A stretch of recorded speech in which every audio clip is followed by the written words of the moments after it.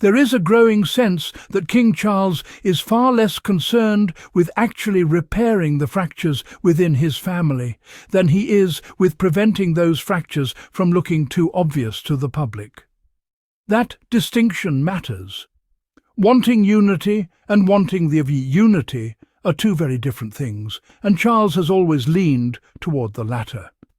His reign has been marked by an almost obsessive awareness of optics, how moments photograph, how gatherings are perceived, how history might narrate his legacy. But the problem with managing optics instead of relationships is that the gaps eventually become too wide to conceal. Over time, the signs have become harder to ignore.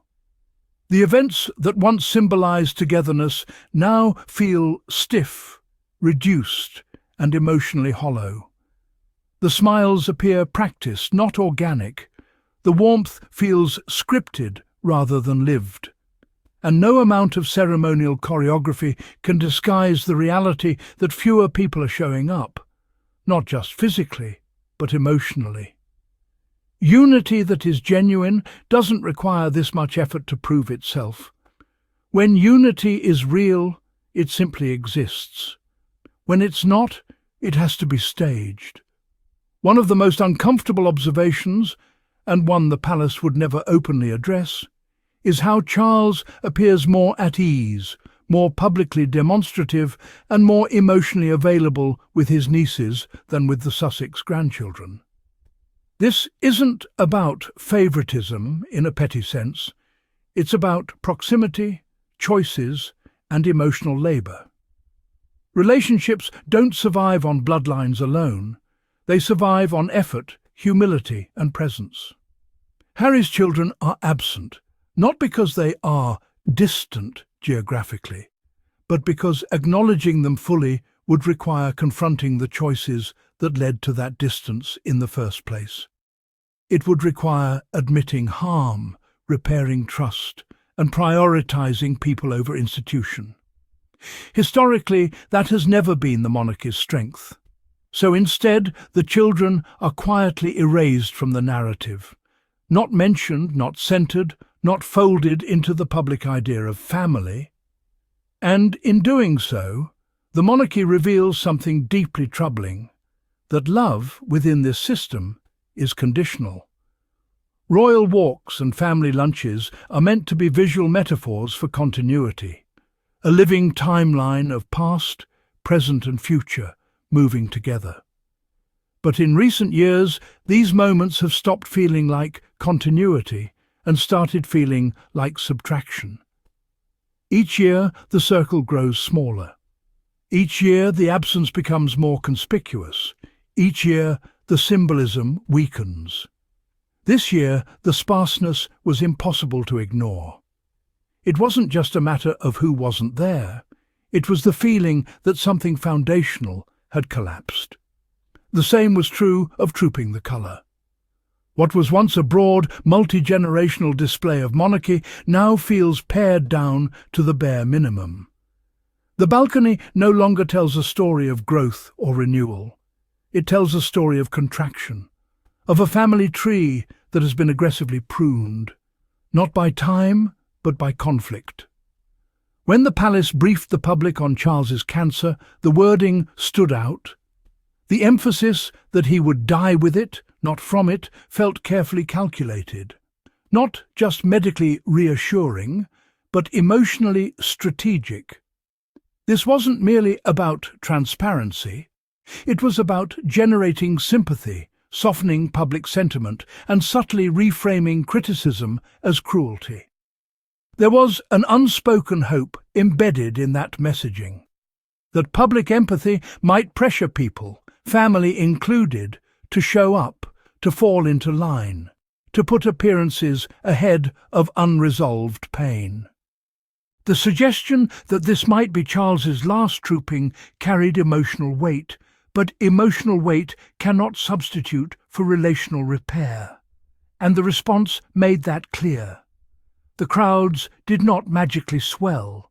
The absences were not suddenly filled. Sympathy, it turns out, does not compel reconciliation when the wounds beneath remain untreated. The continued absence of William and his household from the post-event lunch is particularly telling because these rituals are not optional social niceties. They are symbolic acts of allegiance, continuity, and respect. To skip them once might be understandable. To skip them repeatedly becomes a pattern. And patterns speak louder than press briefings ever could. Now add to that the absence of Andrew, his daughters, their spouses, and their children, and the picture becomes stark. What was once a wide royal table now feels almost ceremonial in its emptiness. The monarchy, an institution built on lineage and longevity, is struggling to assemble its own family.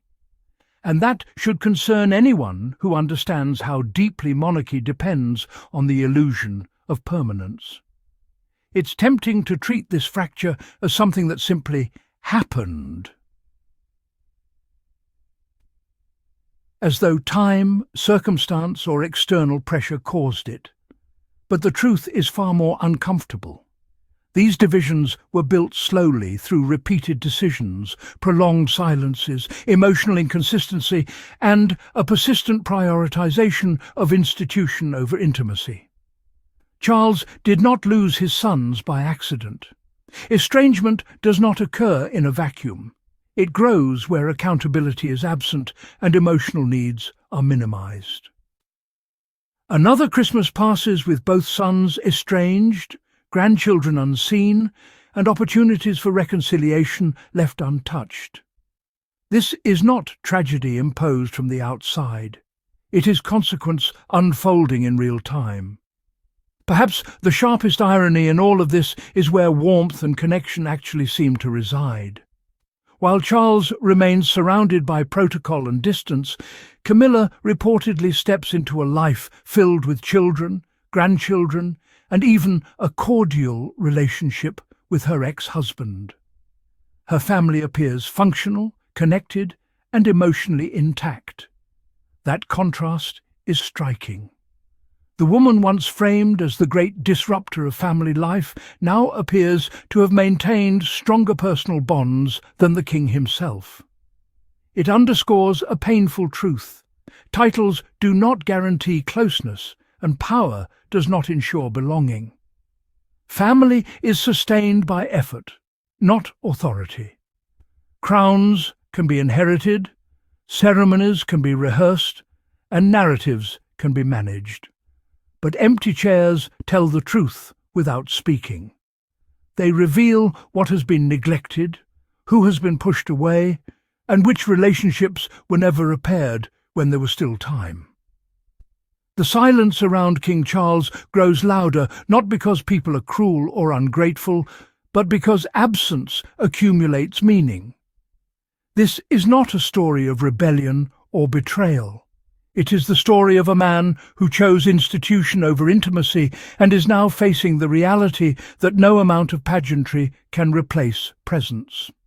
And with each passing year, the monarchy enters its most symbolic season, family gatherings, with fewer people, fewer connections, and fewer illusions left to protect.